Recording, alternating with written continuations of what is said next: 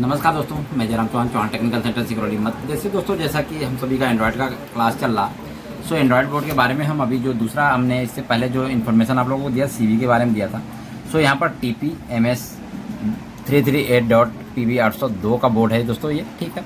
सो आज इसके ऊपर मैं आप लोगों को स्मेटिक क्या, मैं तो वीडियो में ही आप लोगों को पूरा क्लियरेशन दे दूँगा, जो स्मेटिक की जरूरत ही नहीं पड़ेगी दोस्तों, ठीक है। फिर भी मैं स्मेटिक इसके बना दूँगा मैं किस तरह से इसके रनिंग प्रोसेस है पावर सीक्वेंस के, ठीक है। सो अभी हम लोग देखते हैं दोस्तों, हमारे जो सबसे पहले कि हमारे ये SMPS जो लगा हुआ है ये 12 वोल्ट के लिए है। यहाँ पर हमारा 12 वोल्ट की सप्लाई बनती है दोस्तों, ठीक है। और ये 12 वोल्ट सप्लाई हमारी कहाँ कहाँ जाती है, तो हमारा 5 वोल्ट के लिए एक रेगुलेटर है दोस्तों। जैसा कि अभी मैंने रेगुलेटर की एक वीडियो भेजा था 6 पिन वाले का, तो ये सारे 6 पिन के रेगुलेटर एक ही तरह से इसमें 802 में काम कर रहे हैं। 1, 2 और ये तीनों रेगुलेटर सेम है दोस्तों, सेम इनेबल से ऑन होंगे, लेकिन इसका इनेबल डायरेक्ट दिया गया है जिस पे 5 वोल्ट हमारी तुरंत बन जाती है। लेकिन यहाँ पर 1 वोल्ट कर्नेल वोल्ट BCC जो है इनेबल आने के बाद बनेगी, और 1.2 जो हमारा है कोर वोल्टेज ये हमारी आने के बाद बनेगा, ठीक है। इसको आने के बाद बनेगा, ठीक है। सो यहाँ पर देखेंगे एक चीज़ और हम देख लेते हैं दोस्तों। यहाँ पर अब हम 12 वोल्ट को देख लेते हैं, 12 वोल्ट हमारी कहाँ कहाँ जाती है। तो सबसे पहले 12 वोल्ट से हम कंटिन्यूटी चेक कर लेंगे। हम इसको कोल्ड टेस्टिंग में अगर दोस्तों लेना तो हम सारी चीज़ों का इन्फॉर्मेशन निकाल सकते हैं। मैं किस तरह से इन्फॉर्मेशन निकाला जाता है वो चीज़ें मैं आप लोगों को बताता हूँ। सबसे पहले हम इस 12 वोल्ट से देखेंगे कि हमारा कौन सा रेगुलेटर काम कर रहा है। देखिए इस PF के पास आ गया, तो हमारा ये जो IC है इसकी इनपुट पिन पता लग जाएगा हमें। देखिए इसकी इनपुट पिन हमें पता लग गया कि इसकी इनपुट पिन कौन सी है, 1, 2, 3, ठीक है। सो यहाँ पर देख लेते हैं इसका 1 नंबर किधर है इस IC का।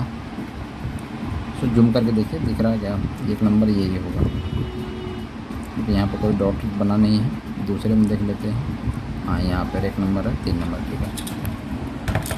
सो दोस्तों 1 नंबर पिन जो है इसका, 3 नंबर पिन जो है इसका VCC इन है 12 वोल्ट, ठीक है। इसका स्मेटिक में भी मैं दिखा दूँगा, ठीक है। देखिए 3 नंबर, इसका भी 3 नंबर होना चाहिए, ठीक है। देखिए इसका भी 3 नंबर इन है, और इसका भी 3 नंबर इन होना चाहिए, जो कि ये वाली है, ठीक है। देखिए तीनों का 3 नंबर इन है, जो कि 12 वोल्ट सप्लाई से डायरेक्टेड कनेक्टेड है दोस्तों, ठीक है। तो तीनों रेगुलेटर पे हमारे जो VCC है वो यहाँ से डायरेक्टेड कनेक्टेड है, क्योंकि रेगुलेटर तीनों के एक ही लगे हुए हैं, ठीक है। और इसमें लेकिन 5 वोल्ट की सप्लाई जो हमारी ऑन रहेगी, क्योंकि इनेबल पे इसकी VCC हमारी पहले से प्रेजेंट रहेगी, जिसकी वजह से हमारी 5 वोल्ट सप्लाई कंटिन्यू ऑन रहेगी। और ये 5 वोल्ट सप्लाई हमारा ये जो रेगुलेटर है दोस्तों मेन 3.3 का GMCU के लिए, इस पे प्रेजेंट रहेगी। तो यहाँ से देख लेंगे इसके 3 नंबर पे, देखिए इसकी जो 5 वोल्ट है इस पे हमेशा प्रेजेंट रहेगी। मैंने अभी वोल्टेज एडिट करके दिया है, उसको भी आप लोग ध्यान से देखिएगा, ठीक है। वहाँ पर वोल्टेज मेंशन करके मैंने दिया है। मुझे लग रहा है वहाँ पे 1.2 का छूट गया है, तो वो मैं दोबारा मेंशन कर दूँगा। सभी ग्रुप में मैंने फॉरवर्ड भी कर दिया है, कोई दिक्कत नहीं, होता रहता है। छोटी बड़े बड़े देशों में छोटे छोटे कांड होते रहते हैं, ठीक है। सो कोई देखते हैं किसकी कमेंट आते हैं, जिसके कमेंट आएंगे तो फिर देखा जाएगा, नहीं कमेंट आते हैं तो बस अंधभक्त की दुनिया है, सब देखते रहते हैं, कोई दिक्कत नहीं, ठीक है। तो यहाँ पर हमारा 5 वोल्ट इनपुट हो गया दोस्तों, ठीक है। 5 वोल्ट इनपुट हुआ तो यहाँ पर 3.3 हमें कंटिन्यू मिलेगी, जाहिर सी बात है। 11-17 का रेगुलेटर 3.3 हमारे प्रोसेसर के लिए कंटिन्यू मिलेगी, ठीक है। हमें कौन कौन सी सप्लाई मिल गई दोस्तों, 5 वोल्ट 3.3 वोल्ट, ठीक है। दूसरी जो हमारी सप्लाई है ये 1.5 वोल्ट और DDR3 के लिए ये भी हमारी कंटिन्यू मिलती रहेगी। तो ये देखते हैं कहाँ से इसकी सप्लाई आ रही है, इसकी भी 5 वोल्ट से ही आनी चाहिए मेरे हिसाब से। तो इसके नज़दीकी PF पे देख लेते हैं, ठीक है। ये देखिए, या तो इसकी IC के पिन पे भी देख लेंगे। देखिए पिन नंबर 1, 2, 3, 4, 4 पे 5 पिन की ये रेगुलेटर है। 4 नंबर पे इसके 5 वोल्ट इनपुट है, तो ये भी जाहिर सी बात है कि ये भी सप्लाई हमारी पहले प्रेजेंट रहेगी। अब हमें कौन सी मिल गई, 12 वोल्ट, 5 वोल्ट, 3.3 वोल्ट और 1.5 वोल्ट, ये स्टैंड बाई से पहले रहेंगी, ठीक है। लेकिन ये सप्लाइयाँ इनेबल होने के बाद आएंगी सब VCC 1.2 और आपका कर्नल VCC 1 वोल्ट, ठीक है। ये ऑन होने के बाद आएगी। तो अभी मैं स्टैंड बाई में आप लोगों को सारी VCC से करवा देता हूँ। और यहाँ पर एक देखिए स्विच लगा हुआ, जो कि ये मोस्फेट है P चैनल का, हमारे ये 12 वोल्ट के लिए है। तो इसको भी हम वेरीफाई कर लेंगे। इसके ड्रेन से इसके जो पिन नंबर 1 है यहाँ पर बोलना चाहिए, देखिए ये बोल रहा। और इसका जो सोर्स है यहाँ पर 12 वोल्ट हमेशा प्रेजेंट रहेगी, तो ये इस 12 वोल्ट से बोलना चाहिए, देखिए बोल दिया। तो ये बहुत ही आसान तरीका दोस्तों। अगर मेरे जितने भी प्रैक्टिकल वीडियो है ना, उस वीडियो में इतना डिटेल में समझा दूंगा कि आप लोगों को जरूरत ही नहीं पड़ेगी किसी प्रकार के स्मेटिक ढूंढने या इसके इक्विवेलेंट या इसके डाटा शीट बनाने के लिए। आप लोग इसी तरह से फाइंड आउट कर सकते हैं, सभी चीज़ों को मेंशनाइज कर सकते हैं, ठीक है। सो अब ये आगे चलते हैं, दूसरा स्विच हम देख लेते हैं। एक स्विच और होगा, क्योंकि हमारा ये रेगुलेटर जो है ये 5 वोल्ट से काम करेगा दोस्तों, जो कि 3.3 सब OCC के लिए है, ठीक है। तो इसके इनपुट सप्लाई जो है ये 5 वोल्ट से है, तो 5 वोल्ट सप्लाई से हमारी डायरेक्ट तो बोलेगी नहीं। देखिए यहाँ 5 वोल्ट सप्लाई से डायरेक्ट नहीं बोला, क्योंकि ये तो डायरेक्ट बोल रहा था, ठीक है, लेकिन ये नहीं बोला, तो इसके लिए ज़रूर कोई ना कोई स्विच लगा होगा। तो इसके स्विच को ढूंढते हैं, ये स्विच कहाँ होगा। हमारा पावर मोस्पेक्ट एक ये है, दूसरा मोस्पेक्ट हम देख लेते हैं बड़ा, ये देखिए यहाँ पर ये बड़ा मोस्पेक्ट लगा हुआ है, तो इसके LT1 जो लिखा है इस पॉइंट पे देख लेते हैं। देखिए ये देखिए मिल गया सोर्स इसका, ये 5 वोल्ट का सोर्स यहाँ पर आ गया, लेकिन जैसे माइक्रो कमांड से हमारा ऑन सिग्नल जाएगा तो यहाँ पर इसकी गेट जो है ये लो हो जाएगा, ठीक है। गेट लो तो होते ही यहाँ से देखेंगे इसके आउटपुट ड्रेन से इसके 3 नंबर बोलना चाहिए, देखिए 3 नंबर आ गया, फाइंड आउट, ठीक है। तो किस तरह से पावर सीक्वेंस काम कर रहा है वो समझ में आ गया। अब देख लेते हैं इसके अंदर दोस्तों पावर कंजक्शन के लिए 3 हमारे ऑटो कपलर लगाया, 1 2 और 3, ठीक है। अब 3 किस लिए लगाया दोस्तों, क्योंकि इसमें PFC है नहीं, जिसमें PFC होती है उसके लिए तो एक ऑटो कपलर हमारा लगा होता है। अभी मैं कई दोस्तों के क्वेश्चन हो जाते हैं कि सर इसमें 3 किस लिए लगेगा।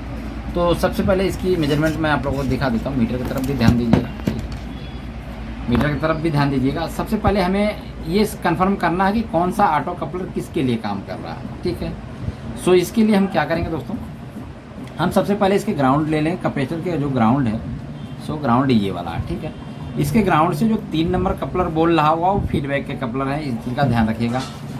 देख लेते हैं इसकी पिन नंबर 1 2 3, ठीक है, ये पिन नंबर 3 है, तो ये नहीं बोला दोस्तों, ठीक है, नहीं बोला, तो इसका 1 2 3 देखिए ये हमारा फीडबैक का कपलर, ये ध्यान रख लीजिएगा। एक फीडबैक का मिल गया, फिर दूसरे के देख लेते हैं 1 2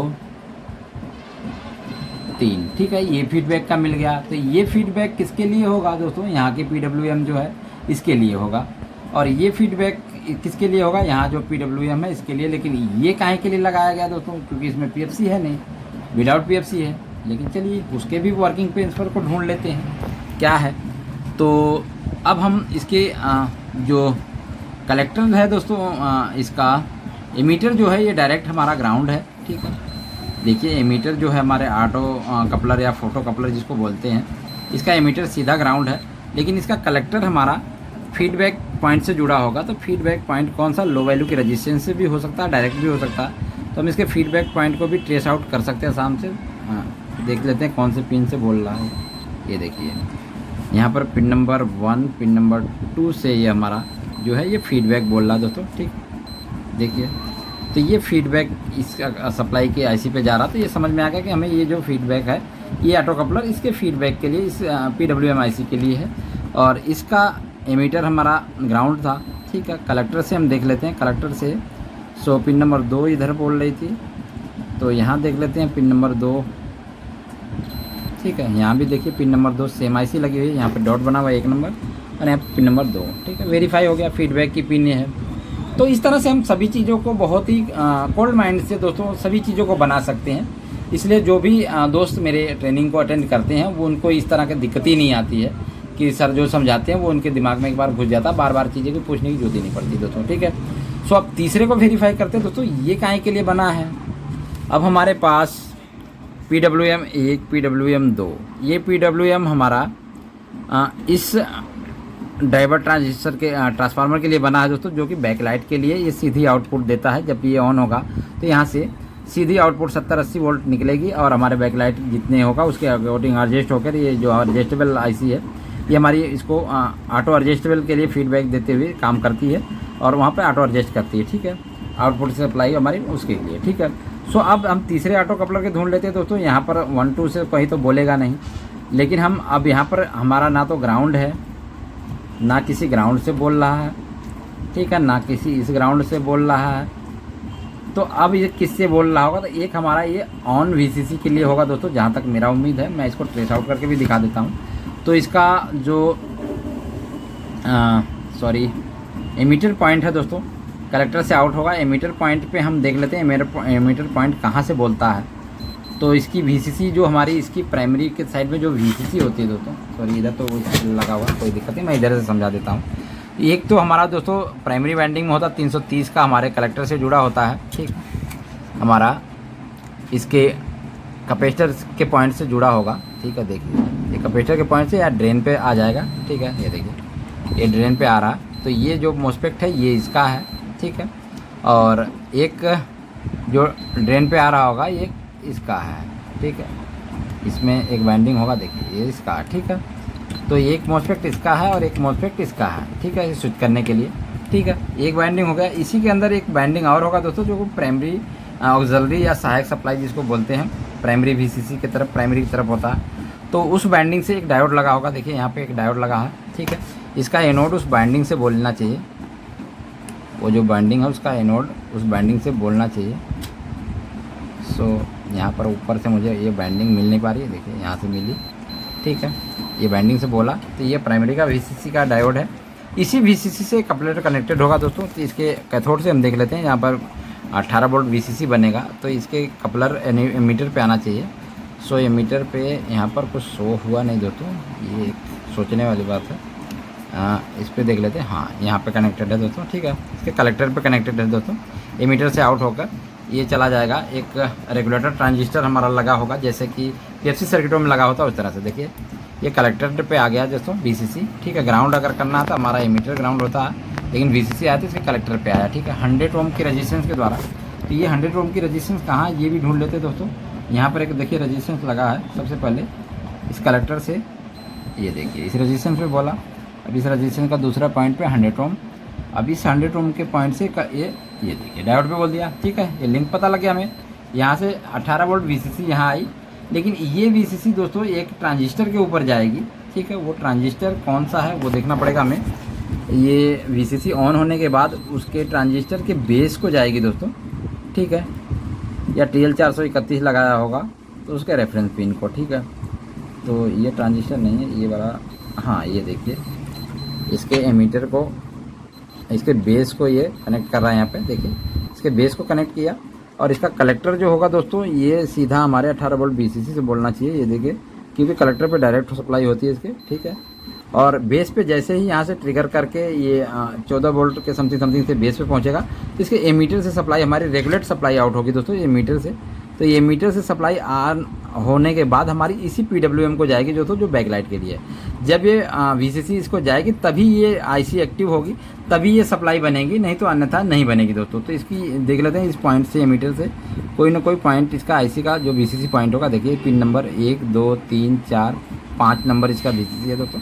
तो 5 नंबर पे ये इसके एमीटर से आ गया, ठीक है। तो ये भी लिंक पता लग गया कि ये जो ऑटो कपलर है हमारा ये पावर ऑन के लिए है, जो कि अगर इसके यहाँ पर पीएफसी होता तो पीएफसी को भी ये पीएफसी के पीडब्ल्यूएम को कनेक्ट करता। बैकलाइट है तो बैकलाइट के पीडब्ल्यूएम को कनेक्ट कर रहा है दोस्तों। तो ये पीएफसी और बैकलाइट सेक्शन में दोनों में इस ऑटो कपलर का प्रयोग किया जाता है, जो कि ऑन के लिए काम करता है, ठीक है दोस्तों।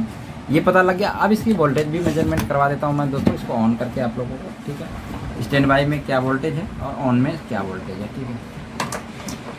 सो यहाँ पर मैंने इसको लगा दिया, ये हमारा पावर इंडिकेटर आ गया, ठीक है। अब हम इसको 20 वोल्ट की रेंज में कर लेता हूँ दोस्तों। अब मैं ग्राउंड कर लेता हूँ। अब देखिए यहाँ पर कितना वोल्टेज है, 12 वोल्ट, ठीक है। ये 5 वोल्ट जो स्टैंड बाई में मैं बोला था, 5 वोल्ट प्रेजेंट रहेगा। और यहाँ पर 1.4 वोल्ट बोला था मैं, तो यहाँ पर 1.5 वोल्ट प्रेजेंट है। और ये जो 2.2 वाला है 1.2 का, ये नहीं मिलेगा। और ये सब वीसीसी है, ये भी नहीं मिलेगी, ना तो 5 वोल्ट मिलेगा ना तो ये है। लेकिन 5 वोल्ट इसके सोर्स पे मिलता रहेगा दोस्तों। देखिए 5 वोल्ट सोर्स में मिल रहा है, ड्रेन से आउट होगा पावर ऑन होने के बाद, तभी यहाँ पर आके होगा तो रन वीसीसी यहाँ स्टार्ट हो जाएगी हमारी, ठीक है।